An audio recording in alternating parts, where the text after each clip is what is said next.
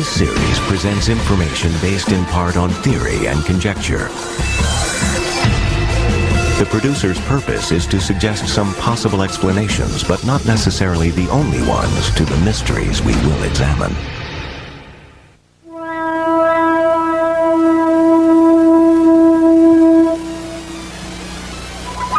They've been reported at dusk or in the dead of night, in clearings, amid still woods and fields in lonely farm country.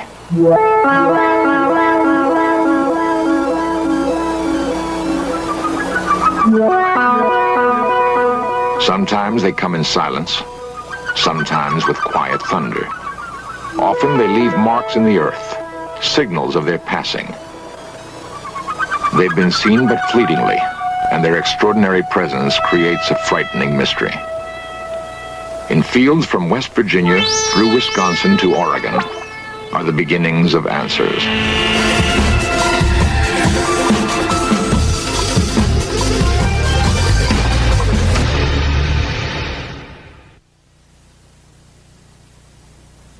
On June 24th, 1947, an Idaho businessman named Kenneth Arnold was flying his private plane near Washington's Mount Rainier.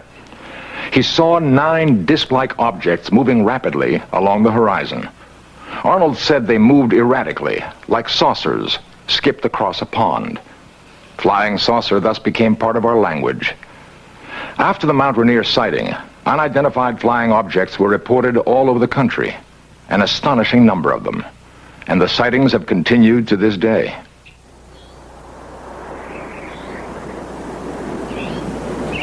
A chill morning in Mellon, Wisconsin. Quiet fields and quiet people. Yet something remarkable happened on the Mellontown Road. Something that would have seemed incredible if it hadn't happened to people as down to earth as the town of Mellon itself. How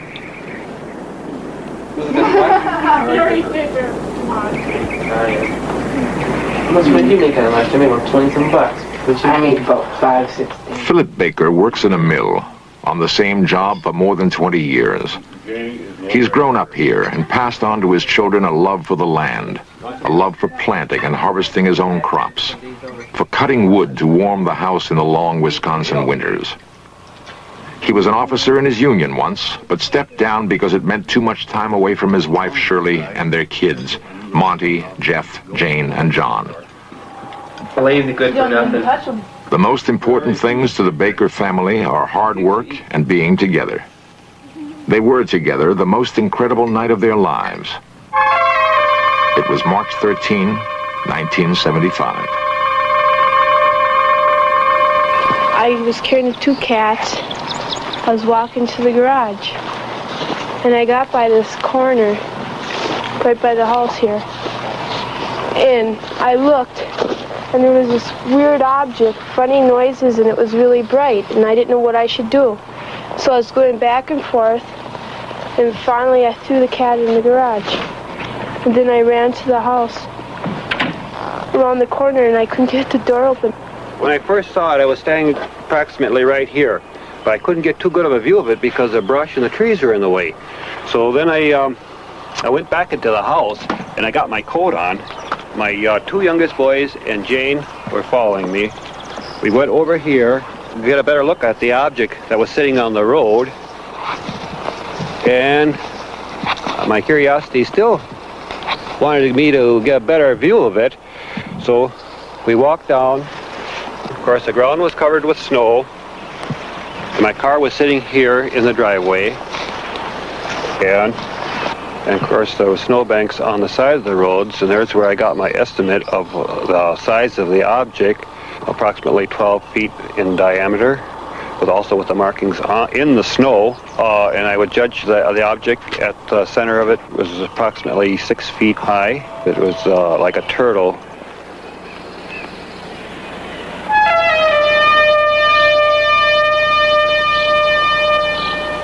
My 2 boys and my girl started to proceed here closer.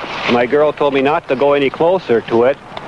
She ran back in the house. He was going to go walking up to it, and I went back to the house and told my mom that he was going to go up there and get closer to it. and she came out and she yelled at him. My wife came out and hollered at me and told me not to be foolish and go any closer to it, not knowing exactly what the object was on the road. And of course I did get a very good view of it from here, as there was nothing blocking my vision on the road.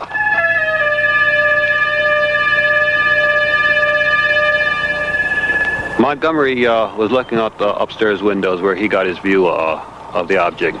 And we went in the house and we called the deputy sheriff. And when the deputy said hello, there was a boom and it was gone. I went out and I couldn't see it anymore. The sheriff came and he saw nothing. That can be a pretty lonely feeling, to have witnessed something incredible and be unable to produce evidence. Loneliest of all, perhaps, for the Baker children. They would want to tell their story to friends at school. But who would believe them? Well, Monty, my oldest boy, he was all upset. He told my other two boys, now don't say anything. Don't say anything to kids at school. We don't want nothing of this to get out. And of course, Janie was in tears. She says, well, I know what I saw. She says, you trying to tell me I'm crazy or something? She said, I know what we saw. She says, don't try to tell me I didn't see anything, because she said, I know I saw it. And she was in tears and everything else that night.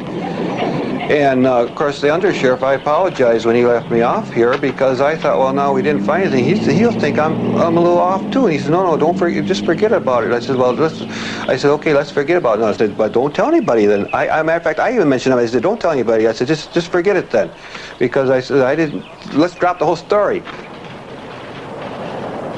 Mellon has a newspaper, the Weekly Record. Editor Jasper Landry knows just about everybody in Mellon by first name. I've known Mr. Baker for about 30 years, and he and his family have been here a long time. And when this story broke on the UFOs, he asked me not to put it in the paper because of the anxiety his family was being put through by callers and curiosity seekers. And so I thought that I wouldn't. And he was very appreciative. I honored his wish to not have it printed. The story got around anyway.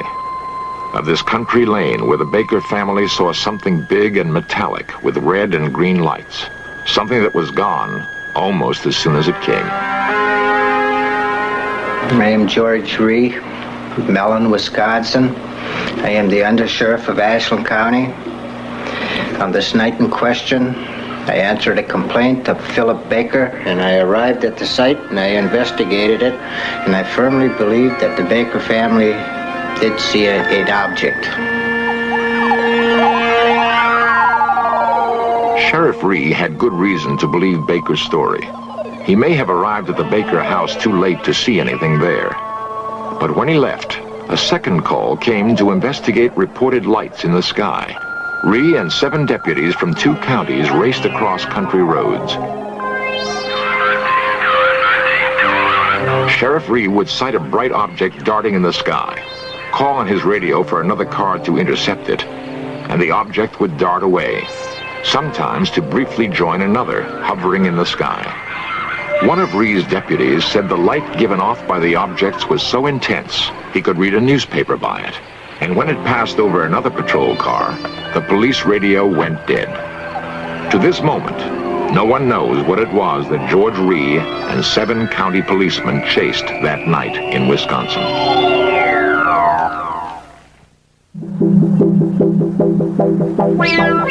Big Chimney, West Virginia.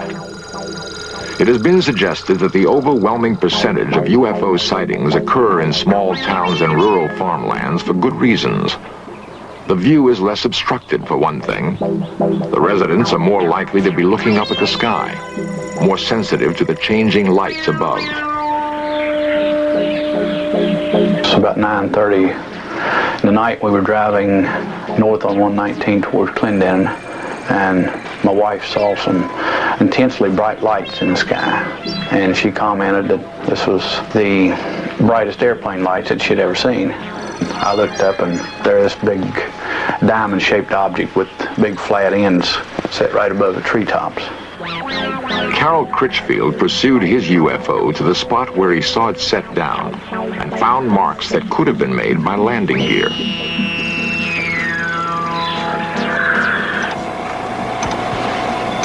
Critchfield is a foreman in a big chimney chemical plant. He's not the sort of man who is often called on to take lie detector tests. But he knows how incredible his story must sound. I'm Ian Criswell from the Criswell Security Agency in Wheeling, West Virginia. Myself and a team of investigative specialists conducted extensive polygraph testing of Mr. Critchfield.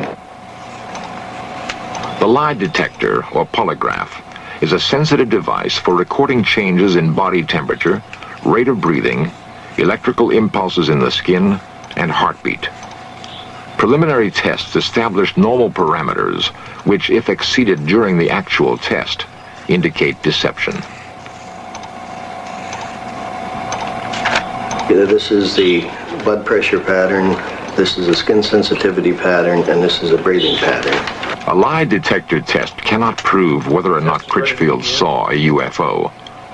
It can only indicate whether he believes he is telling the truth. Is your last name Critchfield? Yes. Do you intend to answer all of my questions truthfully? Yes. Are you being completely truthful to the best of your belief concerning the object which you described and saw in the written statement describing the events of June 12, 1975? Yes.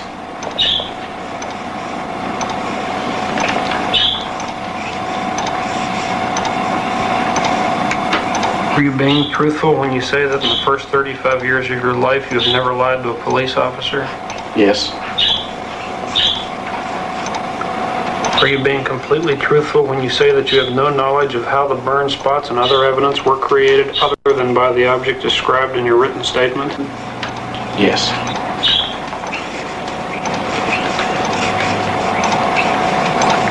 The test is now over.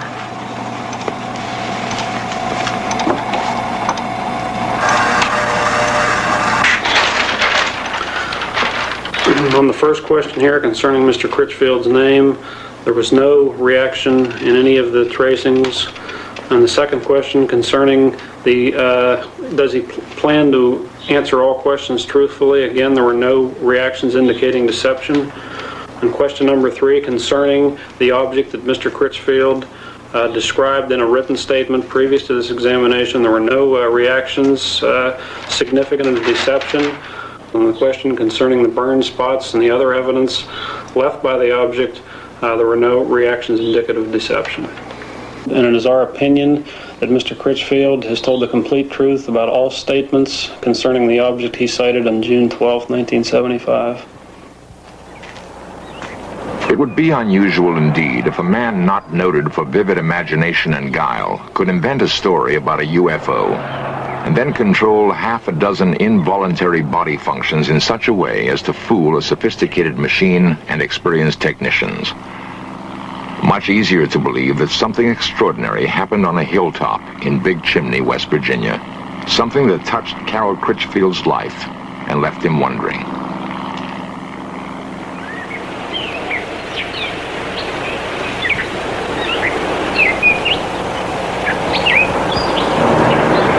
The pocket transit also can be used to get... Some men, like Ted Phillips, are dedicated to finding answers for the growing number of perplexed people who have had UFO experiences.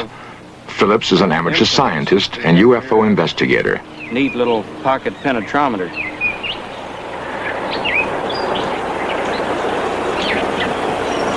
Phillips has taken soil samples at dozens of reported UFO landing sites.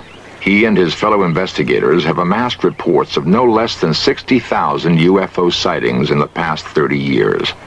Many of these were fairly easy to explain. Conventional aircraft, weather balloons, flocks of geese. But more than 900 cases remain unexplained. Phillips has an important ally in his search, the University of Kansas Aerospace Science Laboratory. It is the place he sends soil samples for analysis. Dr. Edward Zeller is the man in charge.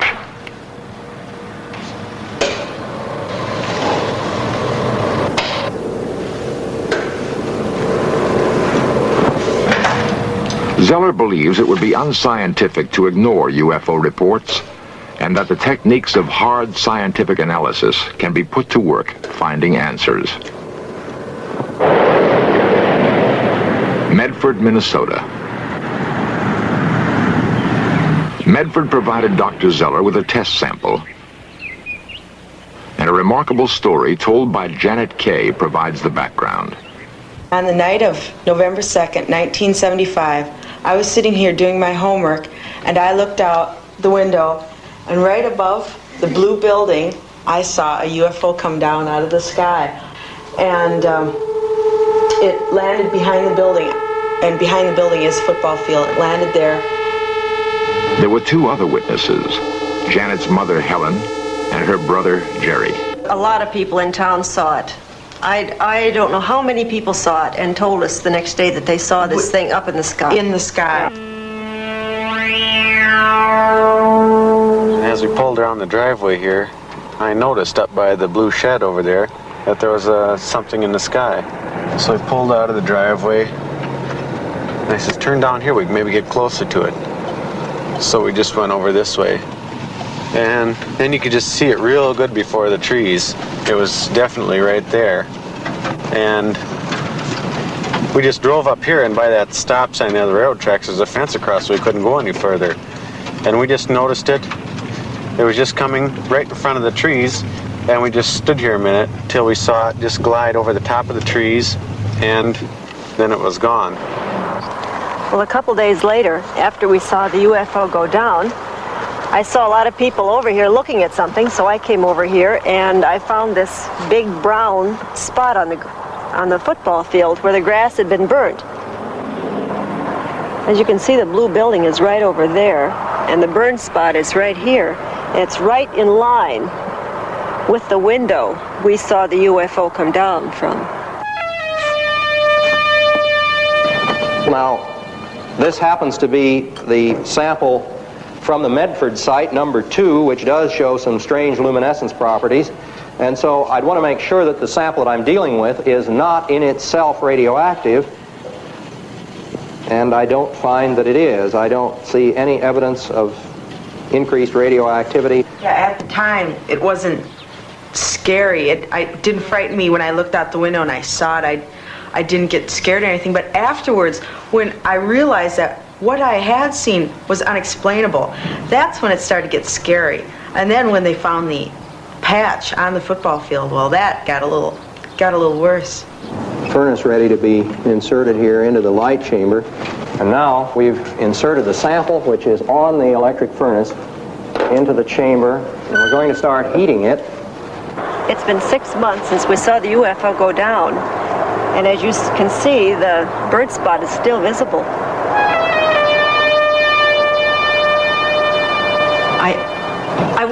I just wish I knew what it was. Don't you think so? Yeah, I mean, if it was something, from another country or something the Army was putting up in the air, I wish they'd come and tell us that this was it, and not just leave us out here thinking that it was something from some outer space place. I'd be satisfied with any kind of an explanation. Well, we're going to start off here by looking then at the glow curves, which I ran about 2 months ago on the Medford site. And if we look at the curve at the center of the site, we see that there's just a very small rise here. That is, the luminescence peak is very small. At the edge of the site, as we proceed along here, at the edge of the site, we discover the intense luminescence. Now, this luminescence that we are observing is apparently the result of some sort of radiation effect. It looks, at least, as though that particular sample at the edge of the site has been subjected to some kind of high-energy radiation. If I had never seen a UFO, I wouldn't believe in it. I wouldn't believe me if I were you. Because I have nothing to show you. I can't say, I saw this. I just have nothing. All you have is my word. But there is more than just Mrs. Kay's word.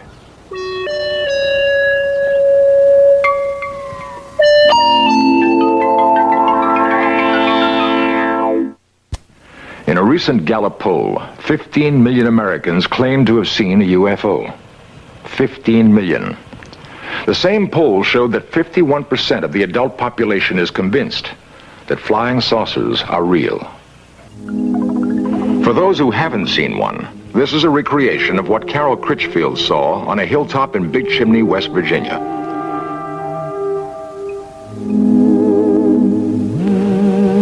artists used the same technique that a police artist would use in recreating the features of a suspect from the descriptions of witnesses. And this is what Philip Baker saw on the town road in Mellon, Wisconsin.